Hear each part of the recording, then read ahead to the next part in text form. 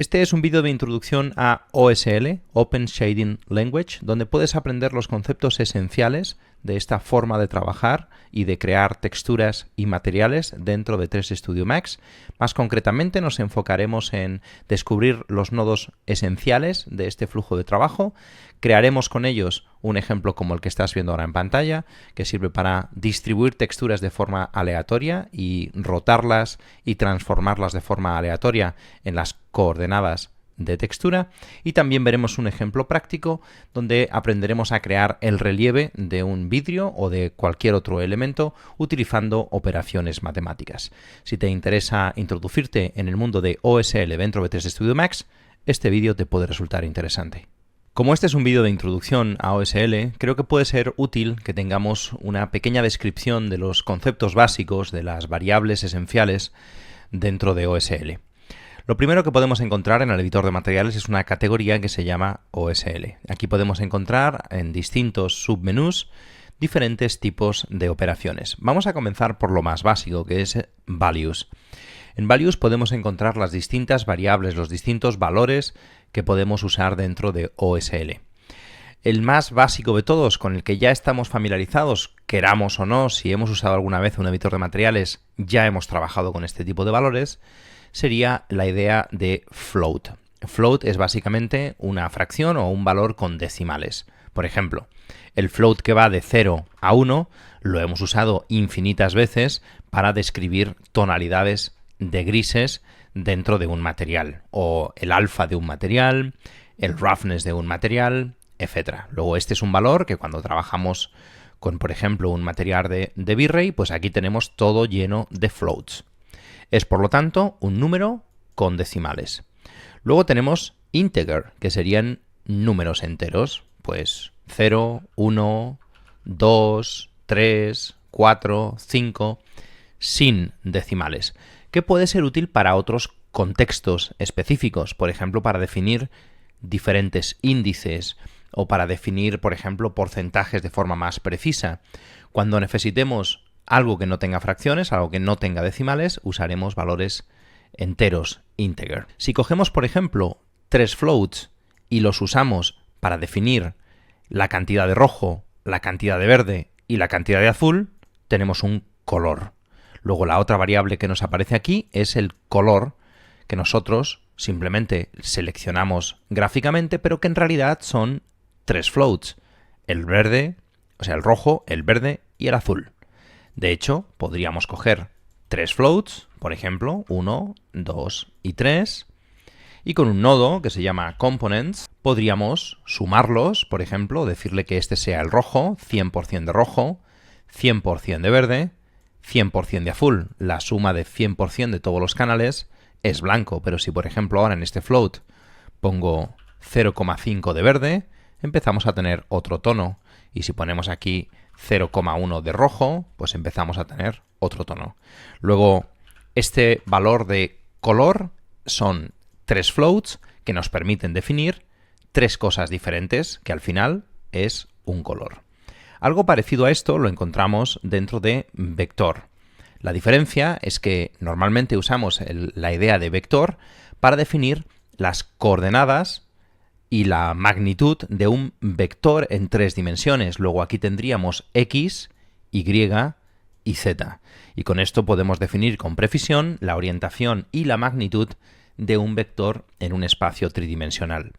Estos dos pueden ser intercambiables en determinados contextos, pero en otras ocasiones, para hacer determinadas operaciones matemáticas, será importante definir si estamos trabajando con vectores o si estamos trabajando con colores, porque podríamos tener problemas si no los separamos, pero en muchos contextos son intercambiables. Y luego tenemos algunos más, por ejemplo, nombre de archivo, que nos permite cargar el nombre de un archivo como una variable. Podemos tener también string value, que sería pues, una cadena de texto, por ejemplo, que podemos luego usar para definir otros parámetros, etc.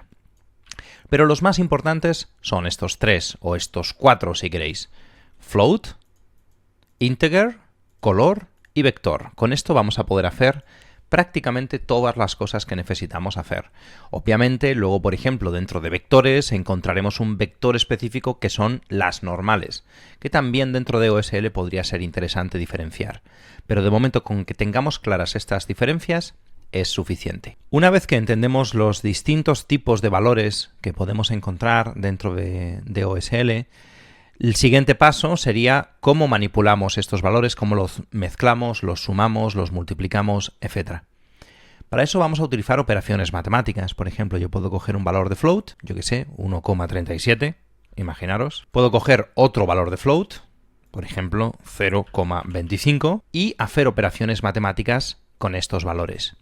Es muy útil pensar en las imágenes, es decir, una textura, como un array de valores float.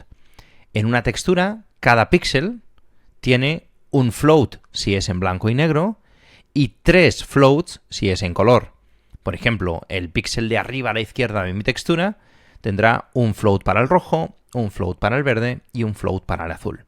Y cuando yo, por lo tanto, hago operaciones matemáticas con texturas, lo que estoy haciendo es sumando la matriz, los píxeles de una textura con los de otra textura. Aquí tenemos, digamos, el ejemplo más sencillo, un solo píxel, un píxel que vale 1,37 y otro píxel que vale 0,25, pero luego esto es extensible a las texturas.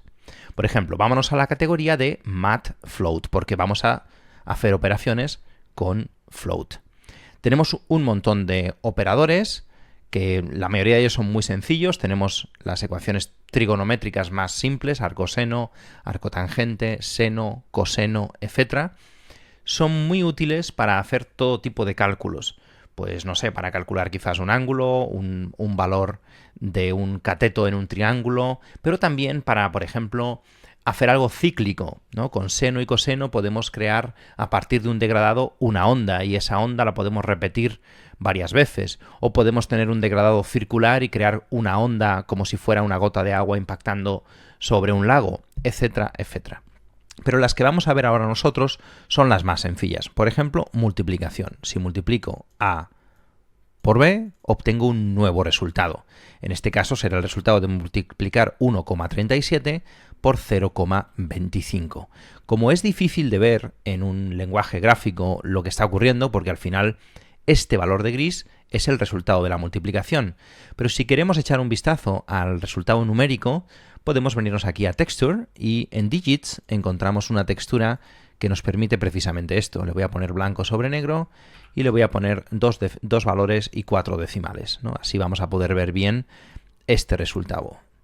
Y entonces nos dice que el resultado de esta multiplicación es 0,3425. Bien, pero también es un color, también es un valor de gris que equivale al 34% de gris. Bien, con esto ya podemos entender que las texturas se pueden sumar, se pueden restar, se pueden multiplicar y que eso puede tener diferentes impactos sobre nuestro shader. Hay un montón de ellos, los iremos viendo progresivamente según vayamos haciendo ejercicios de OSL. Voy a arriesgarme un poco con este tutorial porque yo sé que es una temática que quizás no os resulta muy interesante, pero a mí personalmente me parece útil. Lo grabo también para apoyar a mis estudiantes que quizás cuando estemos viendo esta parte se sienten un poco más perdidos, pues para que tengan un material de referencia que puedan consultar en el canal. Bien, ahora ya sabemos que podemos hacer operaciones matemáticas con nuestros valores. Lo primero que se suele hacer dentro de OSL como ejercicio de aprendizaje, y lo podréis ver en diferentes vídeos, 3Studio Max, el canal oficial, tiene unos vídeos bastante chulos al respecto, es manipular las coordenadas de mapeado. Para entender esto tenemos aquí un UV Coordinates. Veis que tenemos como estos gráficos que se parecen un poco a los de Vertex Color. Y tenemos varias cosas que podemos hacer. Para poder utilizar este sistema de coordenadas propio de OSL, necesitamos utilizar un bitmap de textura propio de OSL. Por lo tanto, no vamos a poder usar nuestro tradicional V-Ray bitmap. Podremos cargar nuestra textura, podremos usarla en nuestro material, pero no podremos beneficiarnos del sistema de transformación de UVs de OSL. Para poder hacerlo tendremos que usar o nuestro bitmap lookup o nuestro Uber bitmap. Los otros lo que traen son funciones integradas. Muchas de las cosas que veremos ahora como introducción se pueden hacer, por ejemplo, con Uber Bitmap, pero yo voy a empezar con el más básico para que aprendamos simplemente. Vamos a cargar nuestro Uber Bitmap y como veis, el Uber Bitmap tiene muy poquitas opciones, a diferencia de aquí, por ejemplo, nuestro V-Ray Bitmap pues tiene cientos de opciones. ¿Que yo quiero repetir la textura 2 veces? Pues nada, le pongo aquí 2×2. Y esto es muy práctico. Aquí no tengo esa posibilidad. Si quiero, por ejemplo, repetir mi textura por 2, tilearla por 2, lo que tenemos que hacer aquí entonces es manipular las UV coordinates. Claro, podéis estar pensando que esto es un atraso, que es como una vuelta atrás y ya tenemos un sistema que tiene todo esto integrado. ¿Para qué queremos algo que no lo tiene? La razón es para aprender. Lo estoy haciendo así simplemente como ejercicio de aprendizaje. Vamos a ver cómo podemos manipular estas UVs. Lo primero que tenemos aquí es nuestro UV channel. Si cogemos este UV channel veremos que son dos degradados. Uno que va de esta esquina a esta de aquí, que sería el eje X en las coordenadas de mapeado, y el eje Y o UV en nuestras coordenadas de mapeado. Y va de 0 a 1 y de 0 a 1. Si queremos echar un vistazo a estos canales por separado, podemos coger un nodo que se llama Components. Nos valdría cualquiera de los dos, voy a coger de momento el de color, porque en este caso da igual. En otros contextos sí será importante que sean adecuados. ¿Y qué nos permite hacer esto? Pues ya nos permite visualizar independientemente el canal rojo, el canal verde y el canal azul de la textura, que en este caso se corresponden con las coordenadas U, V, W. Para poderlo visualizar, vamos a cargarlo a través de un output, más que nada como placeholder para que aquí se vea lo que contiene. Como veis, el canal X contiene un degradado que va de 0 a 1 hacia la derecha. El canal Y va de abajo arriba y en este caso el canal Z, la verdad es que no lo necesitamos manipular porque solo sería útil en camera projection, por ejemplo, donde sí que interviene la profundidad. Bien, si yo ahora, por lo tanto, quiero repetir esta textura 2 veces, tengo que conseguir que este degradado vaya desde 0 hasta 1 en la mitad de recorrido. Es decir, cuando antes valía 0,5, ahora quiero que valga 1. Y donde antes valía 1, ahora quiero que valga 2. Esto, como podéis entender, es extremadamente sencillo. Es una multiplicación. Así que si cogemos aquí un multiply, los que hayáis visto, por ejemplo, mis vídeos de Unreal, esto os sonará un montón, porque así es como en Unreal manipulamos las coordenadas de las texturas. Si ahora yo cojo, por ejemplo, este degradado y lo multiplico por un float, vamos a multiplicarlo aquí por un float, y lo multiplicamos por 2, el resultado es un degradado que va de 0 a 1 cuando estamos en el 0,5 y aquí ya vale 2.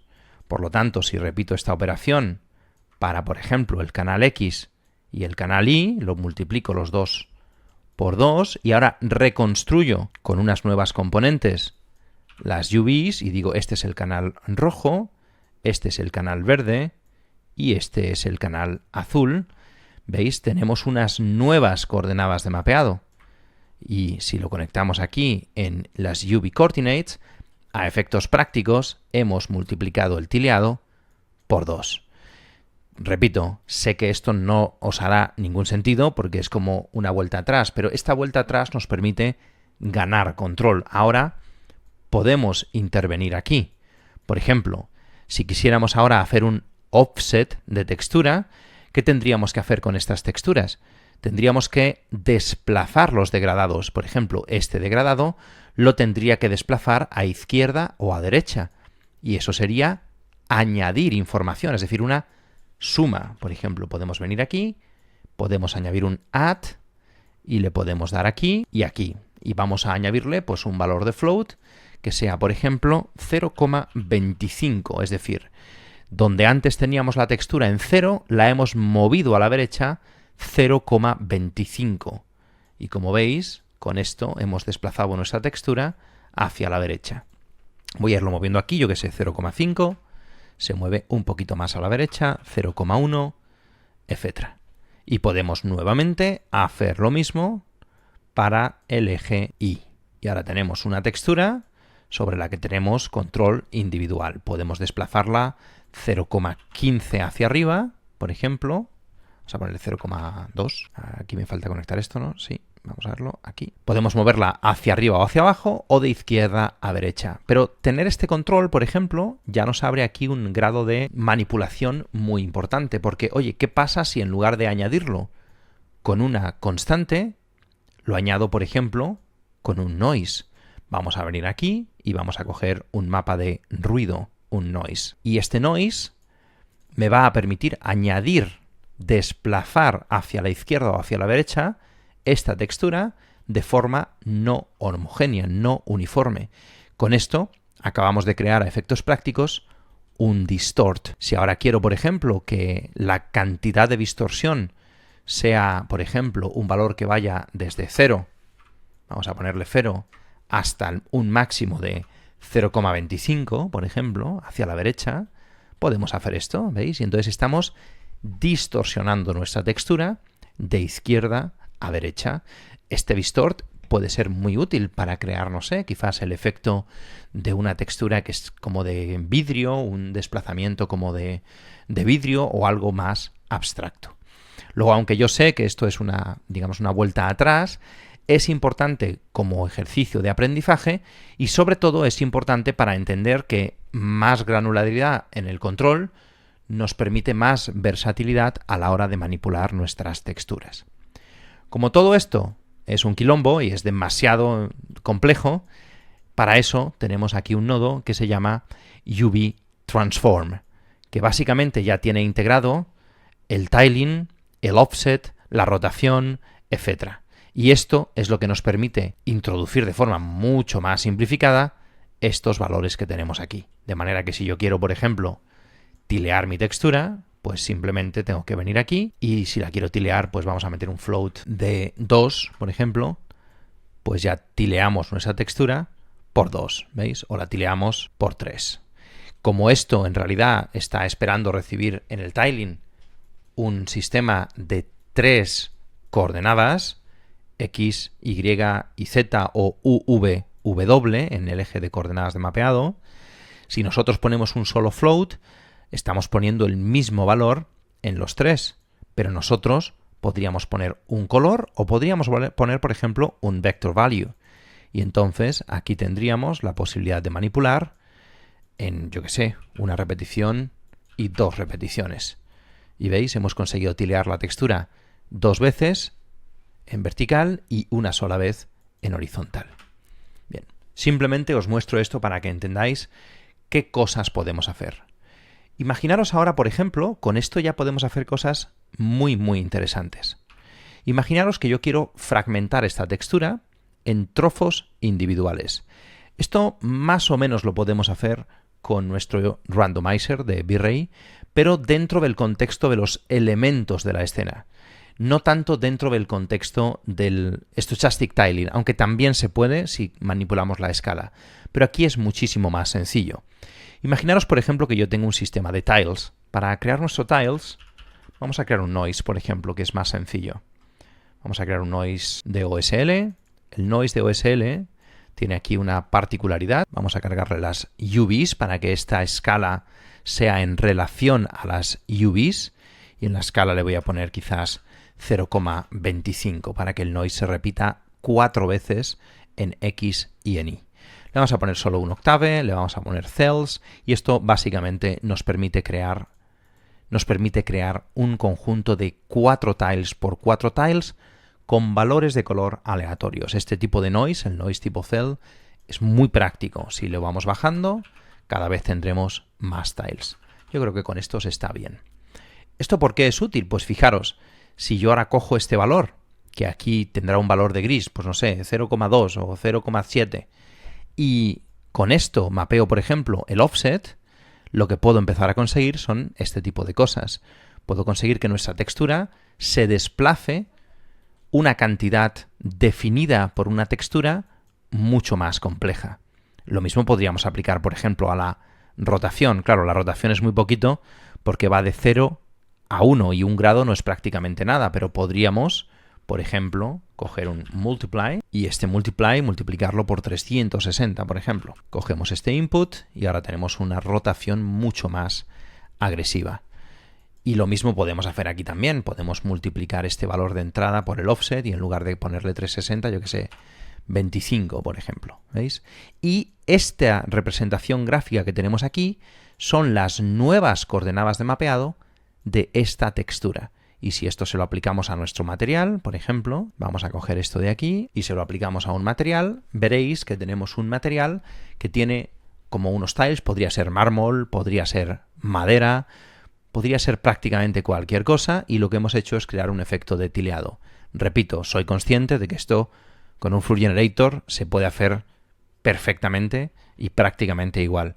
Pero esto nos abre un poco las puertas de OSL y nos permite empezar a entender qué cosas podemos hacer con esto. Porque habrá veces, por ejemplo, donde nosotros tengamos, imaginaros, tenemos aquí un Floor Generator, pero dentro de cada uno de los tiles del Floor Generator queremos diseñar un patrón súper complejo. Pues porque es lo que toca, porque es lo que nos ha pedido el cliente. Igual tiene un patrón con unas formas muy extrañas. De esta manera, en el espacio de la textura, podemos comenzar a manipular nuestro tileado, nuestras repeticiones de textura. Esto va mucho más allá, podemos hacer muchas otras cosas. Podemos incluso, por ejemplo, hacer que cada uno de estos cuadraditos tenga una textura diferente. Para hacer este tipo de cosas necesitamos unas lógicas un poco más complejas. Por ejemplo, dentro de switchers encontramos los condicionantes, que serían los if, por ejemplo. Tenemos aquí compare, pues qué tipo de resultado obtenemos en caso de que uno sea mayor que otro, igual que otro, etc. Y hay uno muy concreto, que es el que nos interesa ahora, que es 1 entre n file name. Es decir, aleatoriamente vamos a coger uno de los file names que vamos a introducir dentro de este nodo. Vamos a empezar, por ejemplo, con la misma textura que teníamos, pero como veis la diferencia es que nosotros aquí podemos incluir más nombres. Por ejemplo, vamos a coger otra textura diferente, vamos a coger aquí otra diferente, aquí otra diferente y aquí otra diferente. Y hemos introducido un total de 4 texturas. Cuando este valor de index sea este que tenemos aquí, 0, es decir, se cargará esta textura. Y para que esto funcione, si os fijáis, el bitmap tiene aquí dentro de los inputs un file name. Yo puedo conectar esto aquí y por lo tanto yo puedo ir cambiando de index. Puedo decirle el 1 y entonces la textura se cambia a esa textura de ahí. El 2 y la textura se cambia a esta textura de aquí. Como veis, esto ya nos brinda la oportunidad de añadir, por ejemplo, pues no sé, cada 20 frames quiero cambiar la textura. Esto sería factible porque aquí en el index podemos, por ejemplo, tenemos aquí un nodo que se llama frame number. Si yo, por ejemplo, cojo este frame number y digo, vamos a dividir esto entre, por ejemplo, 20, imaginaros. Quiero que cada 20 frames se cambie mi textura. Le ponemos aquí 20. ¿Qué ocurre? Que en realidad el resultado, cuando estemos, por ejemplo, en el frame 1, ¿no? Venimos aquí, nos ponemos en el frame 2, 2 dividido entre 20, no es ninguno de estos índices que tenemos aquí. Nosotros queremos que sea uno de estos índices. Luego tenemos que convertir esto, en lugar de en un float, en un integer. Por ejemplo, podemos venir aquí a nuestro float to integer. Vamos quizás a conectarlo para que lo podáis visualizar a través de nuestra textura de dígitos, esta textura que tenemos aquí. Lo vamos a conectar aquí el número, vamos a quitarle esto y lo vamos a poner en blanco y quizá le vamos a poner más decimales. ¿Veis? Antes de nuestra transformación teníamos el resultado de el frame en el que nos encontremos partido entre 20, ¿no? Pues nos vamos al frame 9 y esto cambia. En el momento que le metemos el float to integer, podemos elegir con qué criterio se transforma de float a integer. Por ejemplo, cuando la textura, si lo ponemos aquí en floor, cualquier valor de 0,1, 0,2, 0,3, así hasta el 0,99 van a redondearse al floor, es decir, al número más bajo, a 0. O sea que hasta que no pasemos a 1, algo, no tendremos 1. Si seguimos aquí avanzando, llegará un momento donde tendremos 1. En este caso, esto es lo que nos interesa floor, porque mientras no saltemos por encima de 20 frames, no vamos a tener un valor por encima de 1 en la división. Y por lo tanto, con esto tendremos el índice de 0, luego aquí el de 1, luego al 40 tendremos 2, al 60 tendremos 3, etc. Hay otros criterios, podemos hacer tail, que es al revés, arriba, round, que es cuando vale menos de 0,5 valdrá 0, cuando vale más de 0,5 valdrá 1. Y con esto podemos controlar, por ejemplo, el index. Venimos aquí y este output es nuestro index. De manera que cuando vayamos moviéndonos en la línea de tiempo, se nos cambiarán automáticamente las texturas cada 20 frames. Algo que yo que sé, si estáis haciendo, imaginaros, render de un producto que tiene 80.000 variables, pues este tipo de cosas podrían ser interesantes. Además de utilizar como variable nuestro frame number, lo que podemos hacer aquí para definir nuestro índice es que cada uno de estos cuadraditos, que como veis aquí tienen valores de float distintos, es importante entender que aquí estamos hablando de float, porque este grisecillo pues será 0, algo y este más alto, 0, más, y así sucesivamente. Sin embargo, esto está esperando recibir un index integer, un número entero, de 0 a 4 en este caso. Para esto, lo que nosotros vamos a hacer es convertir estos colores en números, en índices. Vamos a venir aquí y aquí tenemos uno que se llama Random Index by Number o by Color. Así que vamos a coger este nodo y vamos a meterle en el input de color nuestro tiles, este digamos que es el controlador de nuestra textura. Y fijaros que aquí ya tenemos un input y le decimos el número mínimo de índice y el máximo número de índice, que en este caso tiene que ser de 0 a 4, o sea que en este caso ya está bien.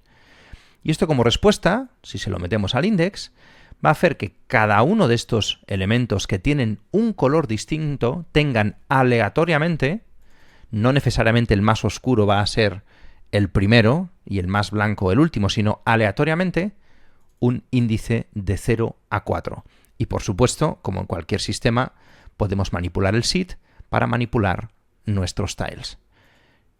Nuevamente, esto es algo que más o menos podemos hacer dentro de V-Ray, por ejemplo, con el randomizer o con un multi-subtexture, pero esto es otra forma de hacerlo que nos brinda otras oportunidades. Aquí, recordad, no estamos trabajando en el contexto de los diferentes elementos de la escena, sino que estamos trabajando en el contexto del tile que hemos definido por una textura. Estamos en UV Space, lo cual en muchas ocasiones puede ser muy práctico.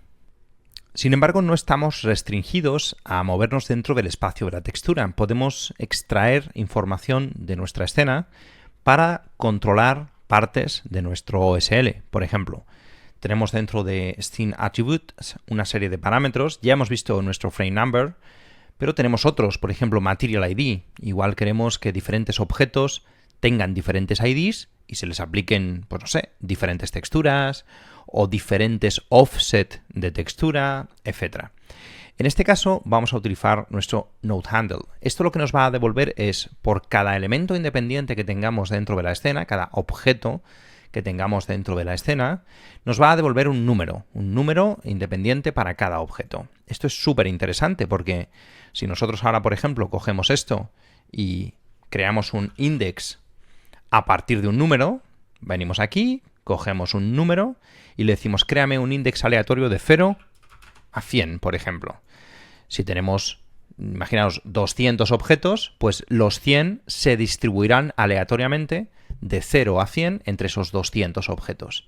¿Y qué vamos a hacer con este índice? Pues podemos controlar, por ejemplo, el seed de nuestro random index by color.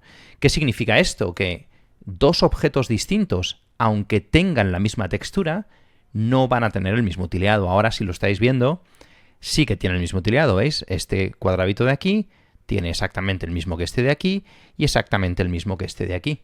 Sin embargo, no necesariamente tiene por qué ser así. Voy a conectar esto al seed, aunque esto probablemente no se va a ver en el visor interactivo y aquí veis se sigue viendo repetido el tileado. En nuestro render sí que se debería de ver correctamente. ¿Veis? Ahora tenemos 0 tileado, es decir, no hay ninguna repetición en nuestro tileado. Y esto puede ser muy útil para determinados escenarios. Igual necesitamos hacer una superficie enorme o necesitamos hacer un mapa de tileado gigantesco y nos molesta que se sienta la repetición. Esto podría ser una manera de evitarlo. Pensad que este grado de variedad también se lo podríamos dar al tileado por UV, es decir, se lo podríamos dar no necesariamente por objeto, sino para que cada vez que se tilea la textura reciba un seed completamente nuevo. Luego la versatilidad de nuestros mapas OSL es tremenda y nos permite hacer cosas que serían muy complicadas de hacer de otra forma. Obviamente, si tenemos Substance o si tenemos una herramienta especializada, ya podréis intuir que muchas de estas cosas pues quizás se pueden hacer mejor y más fácil en Substance Designer.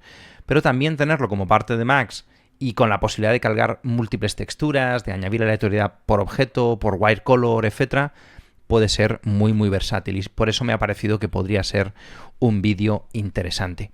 Además también me permite en el futuro quizás utilizar OSL como parte de los tutoriales o como parte del proceso de trabajo para explicar otros conceptos importantes. ¿Veis? Aquí por ejemplo tenéis Time in Seconds, Object ID, tenemos Wire Color, cualquiera de estas variables las podríamos utilizar para controlar pues ciertas partes de nuestro gráfico.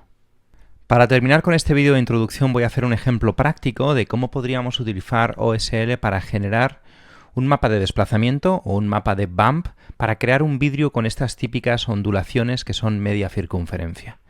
Para poder visualizar mejor lo que vamos a ir haciendo, voy a crear un plano, le voy a meter tal vez 100% segmentos y un Turbo Smooth para que tenga todavía más detalle, y vamos a coger un Displace, más que nada para poder visualizar los datos geométricamente, que así a veces es más fácil de entender. Bien, vamos a crear por lo tanto un vidrio con un relieve que se repite y queremos media circunferencia. Obviamente esto se puede hacer de muchas maneras, pero yo voy a utilizar OSL para ejemplificar cómo creo que se podría hacer dentro de este programa. Bien, lo primero que necesitamos es las UVs. ¿Por qué? Porque esto nos va a dar la coordenada de mapeado, es decir, nos va a dar el espacio de X a Y. Podríamos utilizar, por ejemplo, Object Space, es decir, si el objeto mide 10 metros, pues podríamos decir cada 10 metros divídemelo en 3 partes iguales. O podríamos utilizar, por ejemplo, las coordenadas del mundo, en coordenadas, digamos, espaciales del mundo.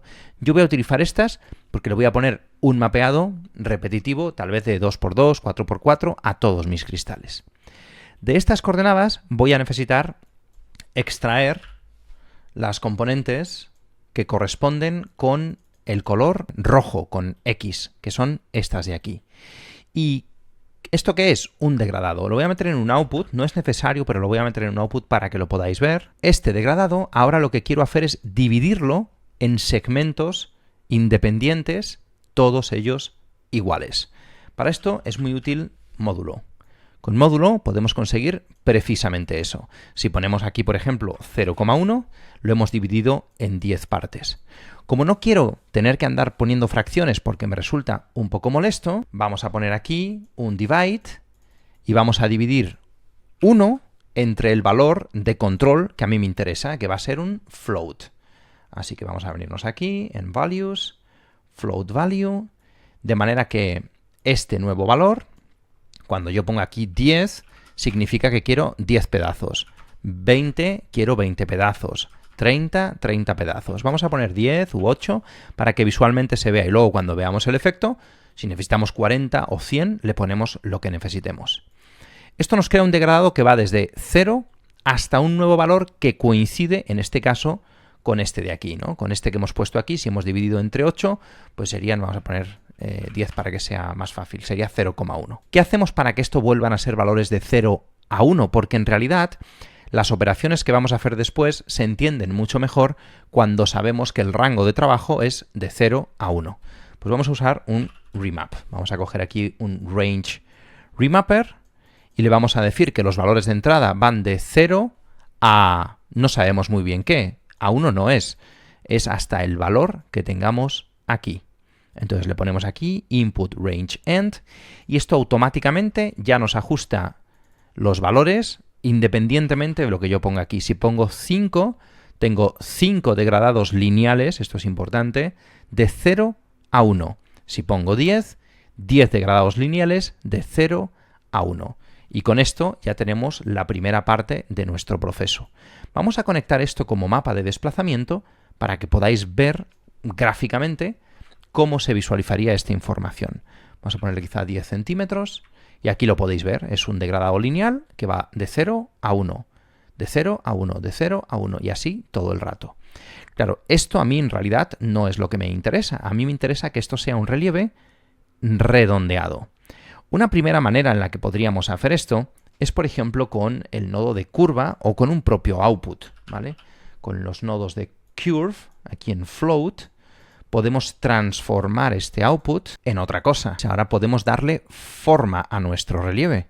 Y de manera que si yo aquí vengo, vamos a ponerle un punto intermedio aquí, ¿veis? Yo puedo ir controlando la forma que tiene mi relieve con este perfil que se ve aquí. Podríamos hacerlo todo lo complejo que quisiéramos, ¿vale? Lo que no vamos a poder hacer, obviamente, es poner un punto más metido que otro. Eso no se puede hacer. Pero bueno, podríamos hacer todo lo que quisiéramos. No sé, una persiana de un garaje, lo que fuera. Sin embargo, voy a intentar hacerlo de forma más precisa. Así que para esto vamos a usar, por ejemplo, seno o coseno. Vamos a probar con coseno y le vamos a meter este degradado. Fijaros que aquí vamos a tener un problema. ¿Por qué?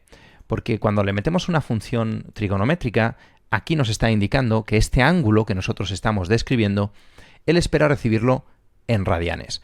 En radianes, pi son 180 y 2pi son 360. Y aquí lo que le estamos introduciendo es un valor que va de 0 a 1, no de 0 a 2pi. Entonces tenemos que, una de dos, o multiplicar esto por 2pi, que sería perfectamente válido. Cogemos aquí un mult y lo multiplicamos por 6,28, ¿no? Y ya tendríamos nuestra función, ¿veis? Nuestra onda perfectamente definida.